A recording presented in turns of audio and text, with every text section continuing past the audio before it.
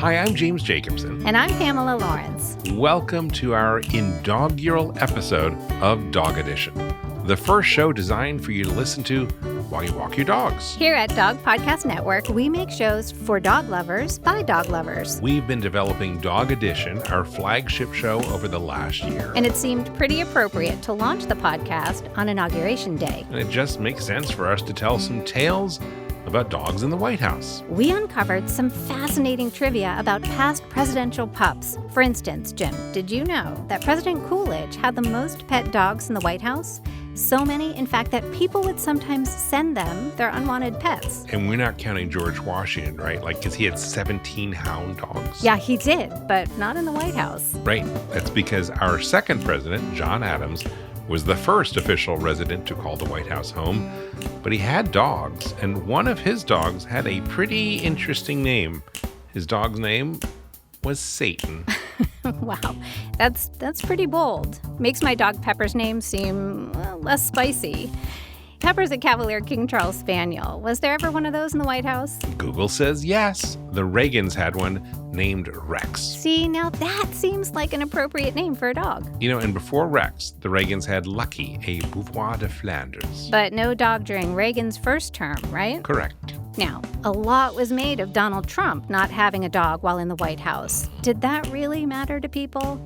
Jennifer Pickens, author of several books on the history of the White House, brings her perspective today. I'm excited to see pets return, but I don't think it's a must. Well, count me as one of those dog lovers who is so happy that dogs are returning to the White House this week with the inauguration of Joe Biden after a rather, shall we say, tumultuous transition. Yeah, we could say that. The United States feels a little less united at the moment. But could our mutual love for dogs help us find some common ground? Could be a common denominator. That voice you just heard is Patrick Carroll.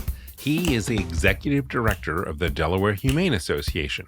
That's where President Biden adopted his most recent dog, a German Shepherd named Major.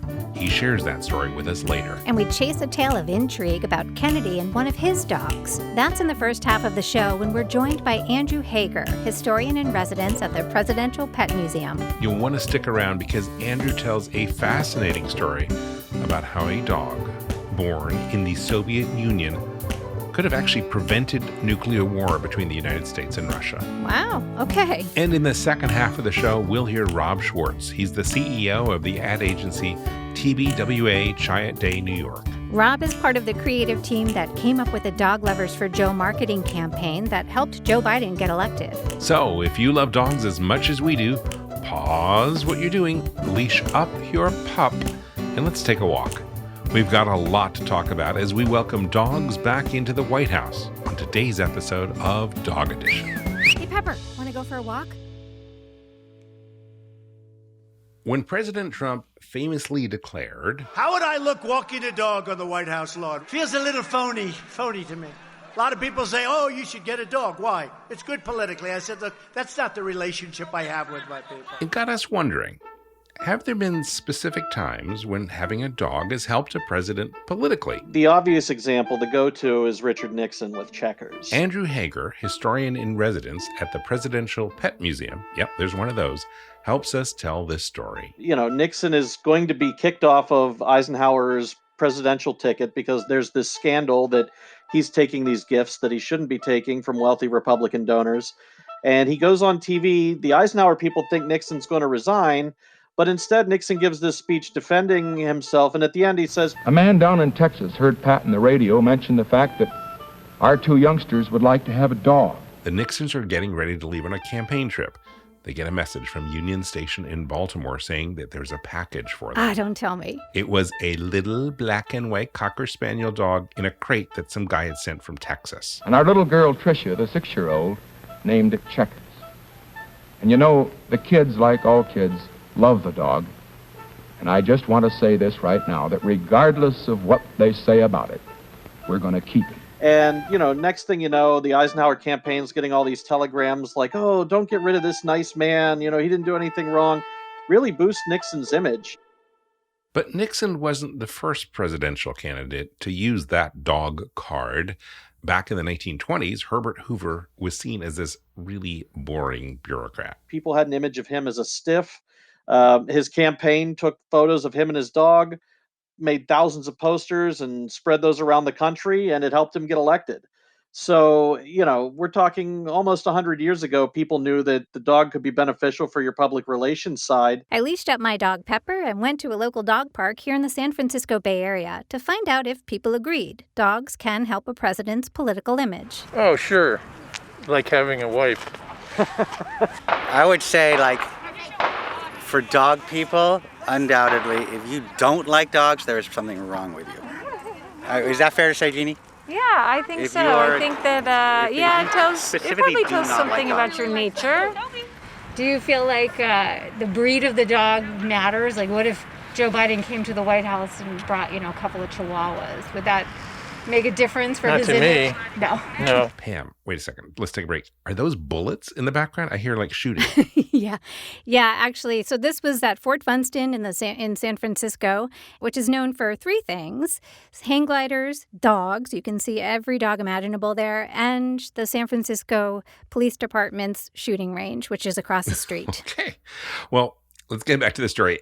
As to the breed of dogs and whether that makes a difference, it is important to note that President George W. Bush had a Scottish Terrier named Barney with him at the White House. And now, Barney played an important role in shaping Bush's opinion of Vladimir Putin. Oh, yeah, how so? So the story goes like this. When Putin first came to the White House, Bush introduced his dog Barney to Putin, and Putin didn't seem very impressed. Bush took note of that, and that became significant a few years later when Bush traveled to Moscow to visit Putin at his dacha just outside Moscow. You know what? Let's have Jennifer Pickens, who is a historian and an author of several books on the White House, explain what happens next. He immediately called the president over and whistled and had this giant dog come running and chasing up to him, and it immediately came to a stop. And then he goes, bigger, stronger, and better than Barney. And as Bush later tells the story, that was all that Bush needed to know. He had a sense of how Vladimir Putin viewed dogs and understood his character, and that made an informed decision about how he handled Putin. That shows you can tell a lot about a person by the way they interact with their dogs. Speaking of Barney, he wasn't always a barometer of diplomatic relations. He had another job at the White House, the Barney Cam. And Barney, if I'm not mistaken, you've already got a pretty big job to do right here at the White House with the Christmas decorations. And this little bitty camera was put on Barney, and he would run through the White House to share the Christmas decor with everybody. And it was one of the most successful launches, 24 million views that day. Think about that's even a huge success for today, and they were just much loved. Have there been times when a president's image maybe took a hit because of a dog? LBJ loved dogs. I mean, you're talking a guy from West Texas. He'd grown up with animals in a rural setting, and so his experience with animals was very different than a lot of presidents. There's a famous picture from Life magazine that stirred up a lot of controversy. It's a picture of Johnson holding up his beagle named Him, that's the dog's name, Him, by his ears. He also had a dog named Her. Him and Her. Johnson didn't seem to realize that would be a problem. He'd been doing it for years with the dog, and he thought the dog liked it. But, even back then, people were like, whoa, hold up, LBJ. You can't pick up the dog by the ears. But Johnson defended himself. I got a dog lover on my hand because I hold my beagle dog up to take a picture. The guy taking the picture writes the story. LBJ truly loved dogs, and he was surprised by the negative media coverage that he received. He blamed the media for the situation instead of acknowledging the fact that people thought, hey, this is not the way you should treat a dog. It is a situation that still resonates today. Fake news. But Jennifer Pickens thinks the media did jump too quickly to a conclusion. Yes, I think it was unfortunate, and it sort of tells you what can happen when the media sees something in a split second. As time goes on, history will sometimes record what really happened, and Johnson was a huge pet lover. So dogs can be important for a president's image, but they can also play a bigger role on the international stage, it turns out. Andrew Hager from the Presidential Pet Museum has a children's book coming out later this year about one of JFK's dogs named Pushinka. The story's great. She was given to the Kennedys by Nikita Khrushchev, who was, at the time, the premier of the Soviet Union, our mortal enemy. So there's a summit in 1961, and Khrushchev and Jackie Kennedy are sitting next to each other. and he's telling her about Belka and Strelka, who were these dogs that the Russians had sent into space and had returned safely to Earth. Strelka had just had puppies, and Jackie says, "Oh, you have to send me one." Kind of the way that if you told me you had a beach house, I'd be like, "Oh yeah, you got to have me out to your beach house sometime." And you would say, "Yeah," and then we'd never remember it and it would never happen. But in this case, it did happen. Khrushchev was paying attention, and he sent a puppy to Jackie. With a little Russian passport, and the FBI had to come over and examine the dog for explosive devices and listening devices. And once they determined that the dog was good to go, the dog became part of the Kennedy family and eventually had puppies with Charlie, who was one of JFK's other dogs. Some of the puppies went to friends, but 2 were given to children who had written letters to Jackie for a contest she held.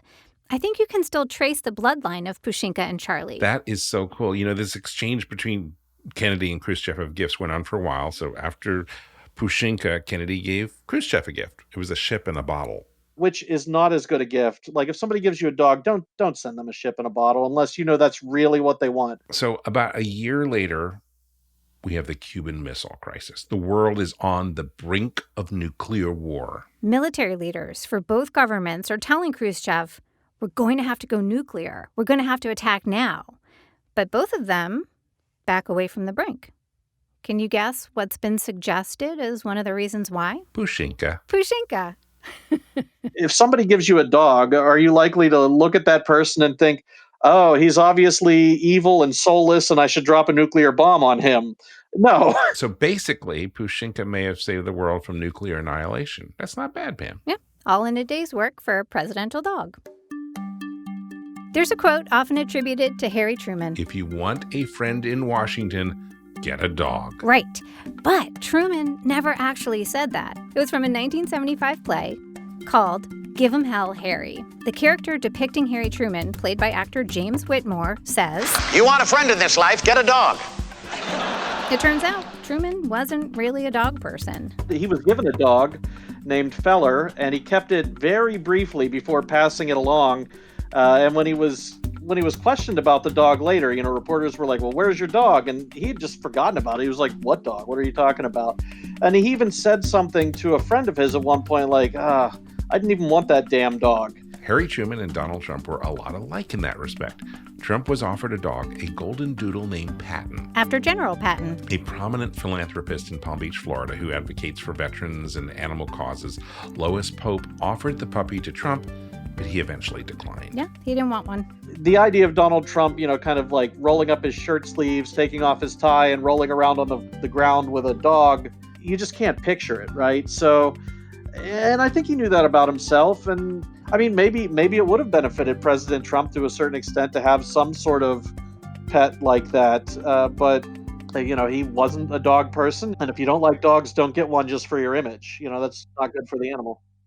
Truer words were never said, and this is actually a good time to take a break, because when we come back, we'll look ahead to the Biden White House and what happens next. You're listening to Dog Edition. Welcome back to Dog Edition. This week, dogs are returning to the White House. Yay! I'm really excited to see the Biden's 2 German Shepherds running along on the South Lawn. Hey, did you ever see the Dog Lovers for Joe ad campaign that ran last year before the election? I did. It kept showing up in my YouTube feed. I never saw it. And, I'm definitely a person that responds to ads that have cute dogs in them. So I'm sad I didn't get to see it. But I never really thought about how those ads are targeted directly at me, which I guess is the magic of advertising. Well, there is someone who thought a lot about that connection. I spoke with him. His name is Rob Schwartz. He is the CEO of the ad agency TBWA Chiat Day in New York.